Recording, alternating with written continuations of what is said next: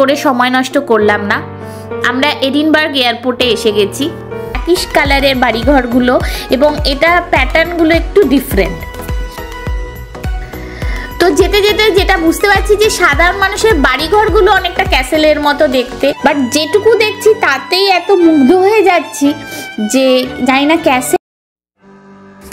Edinburgh পুরো শহর জুড়েই মাঝে মাঝেই এই সুন্দর আর্কিটেকচারটা। পুরো অবধি উঠে পড়েছি, অনেকটাই আপহিলস রাস্তা এবং আমরা টিকিট আগেই অনলাইনে কেটে রেখেছিলাম। এই সময় সামার টাইম বলে এখানকার লোকাল টুরিস্ট জানতে পারলাম। এই ক্যাসেলের ভেতরে রয়েছে স্কটিশ ন্যাশন। তো এডিনবার্গ স্টেশন থেকে এটা 15 মিনিট হাঁটলেই চলে আসবে।